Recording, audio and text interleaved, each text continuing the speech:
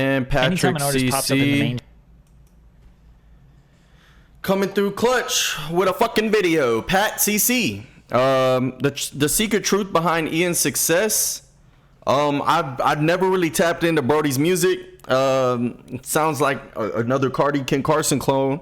I don't get these artists. I really don't, bro. I've wanted to come to terms with the fact that they're all just copy and paste. But you know, if it works, it works. Don't break it, right? So yeah, let's check this video out. PatCC always be breaking down the shit.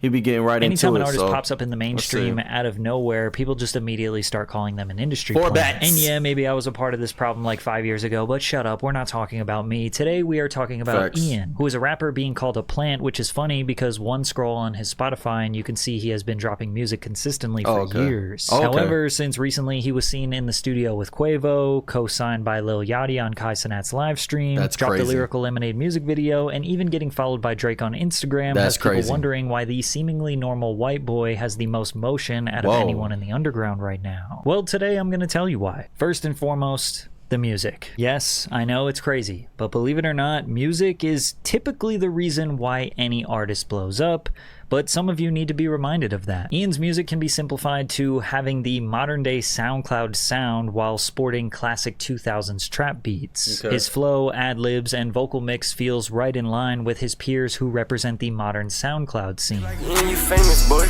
really don't make much difference. Really don't pay much mind. End of the day, I'm the man still. I'm finna take what's mine. If anything, that sounds like, bro, is it me or this nigga sounds like Ian? Fuck, I'm stupid. Bro, is it just me or this nigga sounds like a mix of Yeet? Yeah, just Yeet. A white version of Yeet. While his beats feel nostalgic to rap fans who are now in their 20s and 30s who were listening to Gucci Mane, Waka Flocka, and Chief Keef over a decade ago. However, Ian didn't always have this sound. In fact, he actually just started using these beats. Because if you listen to his music... So he's... From 2 years ago, it's safe to assume people would have just called him a Yeet clone. Little badass hoe with a booty got mad cause I wasn't in shit with a boot on the mall. See? Bro, shoot a K in broad. Ian started off as a producer, making beats for various upcoming artists. Then around 2022, he began experimenting with becoming a performer himself. And if you listen, he was clearly just trying to find his sound, taking inspiration from the guys who have been popping for the past couple of years. During this experimental growth stage, he gained a few thousand followers on SoundCloud. But it wasn't until 4 months ago when he dropped the song Wimbledon that everything seemed to click. Sure, the ad-libs are reminiscent of Yeet, but the beat style, bouncy flow, and vocal cadence allows him to be 3% different. The latent 3% different. Okay. Like, what the fuck does that mean? Bro, I don't get it. I'm gonna get into that here in a minute. Bro. Virgil Abloh was famous for his 3% rule. He believed that a creative only has to add a 3% tweak to a pre-existing concept in order to generate a cultural contribution deemed innovative. This is extremely common in the concept in order to generate a creative only has the late and great Virgil Abloh was famous existing concept in order to generate a cultural contribution deemed innovative. This is extremely common in the business world as well. Take Shark Tank, for example. You know the show where entrepreneurs are supposed to come on and pitch the most innovative business ideas to the world? Guess what the most successful product in Shark Tank history is? Scrub Daddy.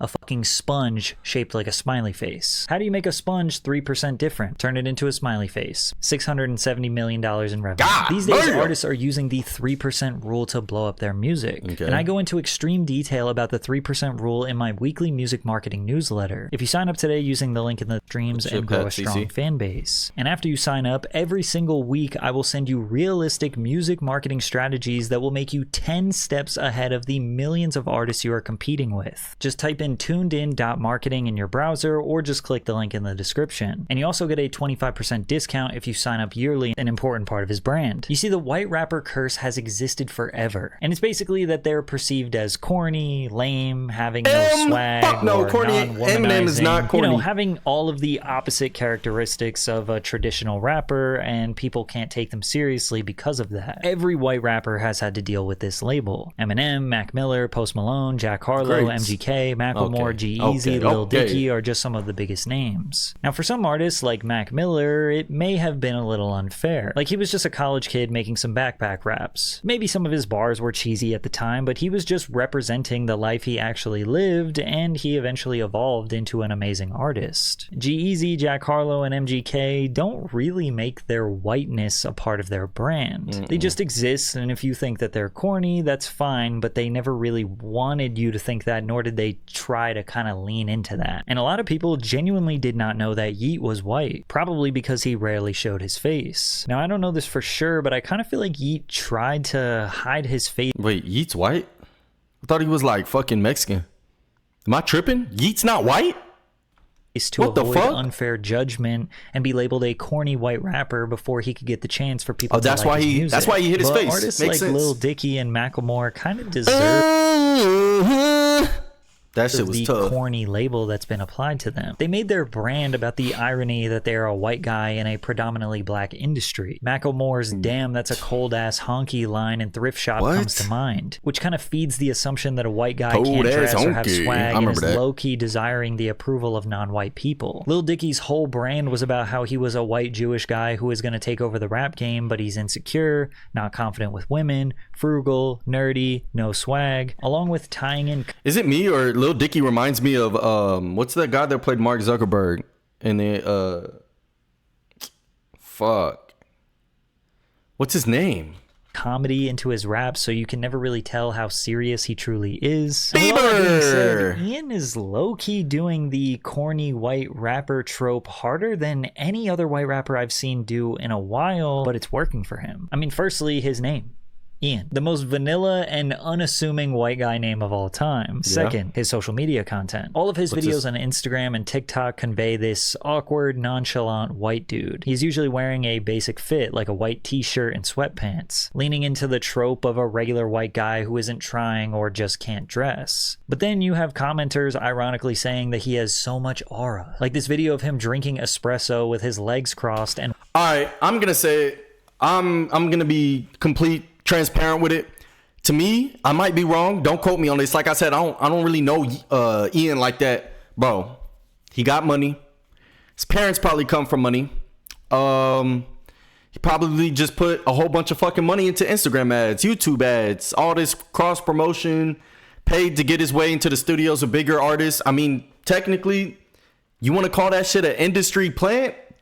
Maybe. But in the flip side of it, if you had the money too and you know your shit would blow up with the type of music you got, you would do the same shit, bro. That's what I'm going for, because this shit